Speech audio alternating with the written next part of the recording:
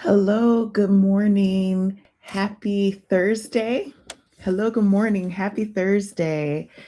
I am here for day 3. If you are not familiar with me, I am Dr. Brielle Harbin, and I work with people across universities, colleges, university settings who are trying to do meaningful work during a moment in higher education that is incredibly disruptive.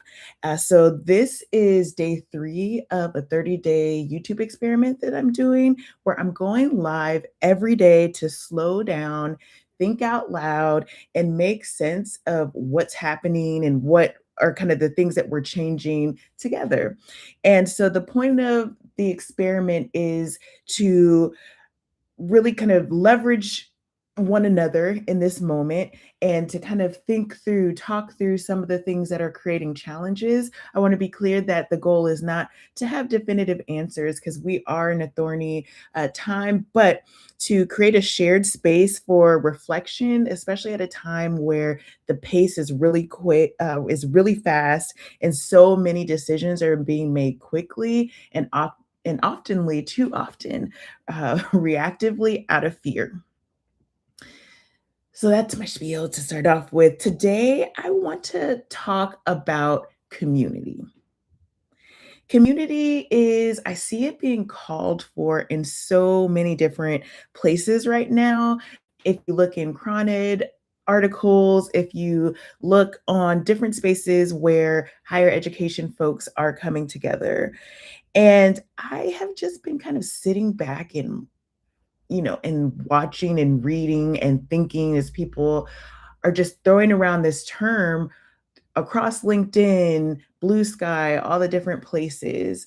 And as somebody who's spent at least 10 years with intentionally thinking about what it means to create community, I just have so many thoughts around this. So I just want to start with naming the fact that I don't think that it's a bad thing that we are using the language of community. In fact, it feels really exciting for me as someone who has been using the language for quite a bit of time, and I'm just happy to have shared language with people in this moment. But I think one of the things that I find myself coming back to is that I noticed that community is being discussed in a way to challenge disruption or to hold steady through disruption.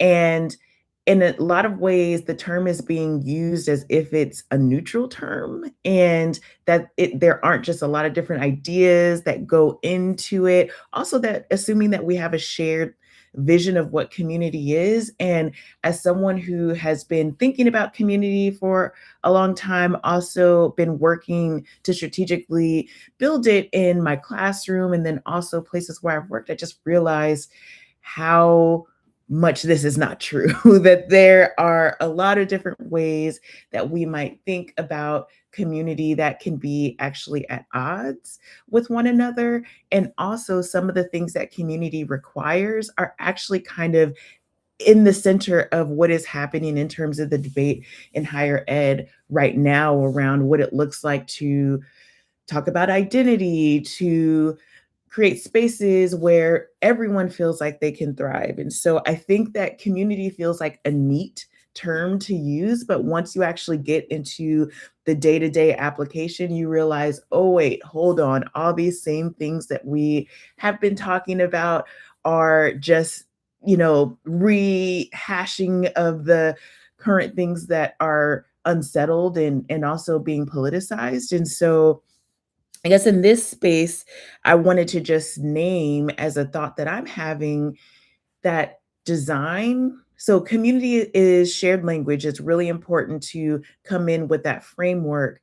But the idea that we have to be intentional in designing conditions for community to thrive is something that I think is underappreciated. So, what do I mean by that? When I am creating a community, it can't just be that I am saying, okay, this is a community. everybody feel part of it and do your role? Well, one, you actually have to talk to people about what community means to them, or who it doesn't, what it doesn't mean to them. Who's included in their community? Is the community, I'm talking now in the context of a classroom, is the community between me and a student, or students and one another? Are all the students to me? It's really important to name that. And that is a design feature of community, something that requires intentionality, something that doesn't automatically spring up. And so while I love all the conversations that are happening around community right now, I was really hoping and wanting to see a thread of our, conversations collectively around this, to just notice that, if we only make communities with people who feel the most comfortable to us, that we're actually just in the same cycle that we are currently kind of going through right now. And so, what is required in this moment, and part of the work that I am trying to do in creating spaces like this, is to say, like, hey, let's just talk about it. Let's slow down and not and think collectively about what it could be, and what are some of the things that come up when we think about them as points of disagreement that we need to actually just talk through together, and come into that conversation not assuming that our way is the best way, or that we can make assumptions about these things. And so I'm just curious to know, because I know that I'm not the only one having this insight of how folks are curating, or, having that conversation around what does community mean to you? And also, once you're in the community, looking around and noticing who is here and who is not. And is based on that answer, is this community continuing to be part of the problem that we're facing right now, or is it helping us become more expansive? And I don't think, just that I can say this on the forefront, that every community has to tackle every one of those challenges at the same time. But I do think that we need to be very clear about what it is that we are doing in a given moment. Because if I'm only staying in community with people who are already in my social circle and my immediate network, whether that be college or the workplace, or, the people who I feel most comfortable with, then we are self-sorting into bubbles that will likely reinforce our thinking. And so, while that can be a part of the communities that we're a part of, the harder work, and actually the work that I think is going to propel us forward and help us do something different, where imagination could actually take hold, is going to be when we are actually in spaces where we are able to hold people who have different viewpoints and different ways of thinking about things, and we're able to meet the moment, rather rather than having reflexive threat, to ask questions, to slow down, to notice where we're having resistance, and to just talk and hash that out. And I think that we are all fluent in a language of us versus them community building. So people who look like us and then everybody else. But what we're realizing now in this moment is just how destructive that can be.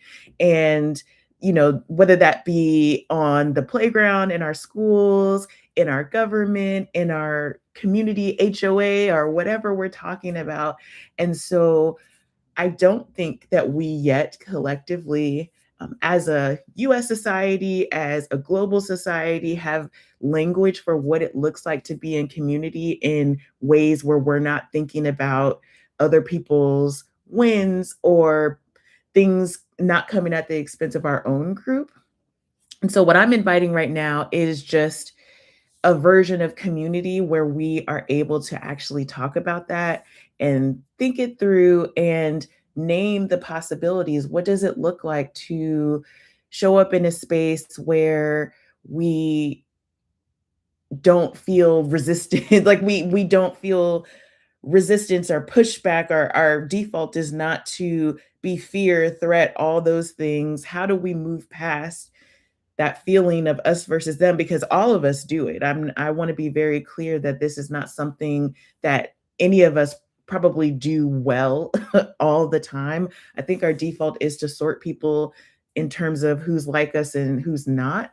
But I guess what I'm challenging myself and then us to do in this space is to think about how can we reframe that scan of like versus unlike into something else? Like, what are the possibilities? What other ways could we make that mental shortcut? Because I think ultimately the reason that we do this, some people are prejudiced, some people, that's just it. But I think most people are using mental shortcuts because the world that we live in is so overwhelming that to process every single interaction would take way more energy than we have possible in a given day. And so I'm wondering, and one of the things that I'm thinking through is, and one of the things that I'm practicing is, especially when I'm at work, when I am in a new situation where I'm entering a room and I feel my body tensing, that's giving me information. Why is my body tensing? Is it because I've been in this space before and I have feelings, residual feelings of what I'm expecting this to be, and create a new story around what this interaction might look like. And for me, it's that is a necessary, I guess, reprocessing of environments, especially in the workplace, that I know will have to be repeated because there are just embedded stories that I have about certain spaces, especially in the workplace, that I will have to unlearn. And so for me, when I think about this conversation about community, I just find it like this conversation that I'm leading into right now, that's the conversation I want to have. I don't want to convince people of the merits of community. I want us all to say, okay, we are in a community together. Now, what's the roadblock to the vision of what we would hope to be, which is that we could actually be talking to one another? Um, so I gonna leave it here for today with just the key takeaway point that I believe that community building is a process. It's also a skill that we have to cultivate. And in order to do that, we have to be collectively imagining what we see as possibilities, what we see as ideal as an endpoint. And so the conversations that we're having right now around community, yes, I love that we are talking about them more, but I want to get into the weeds because what I don't want to happen is everybody call for community and now that's the new buzzword that everybody's leaning into. But when you see the same dynamics that were from before coming into your community spaces, and then people now feeling like, oh, this is more of the same, that we lose the potential momentum that could be created by these spaces that we're creating. That's the whole point, right? It's not about language, although I'm a nerd and I think a lot about language. It's not about that. It's that a lot of us are tired and we've done a lot of work and have tried a lot of things, and we can become exhausted by just doing more things. And so I guess my big call is to say, perhaps in this moment when we're calling for community, what we should be calling for is doing less rather than doing more, and then also doing things with greater intention so that hopefully the what results from our efforts is something different and hopefully better than what we have now. I'll see you next time.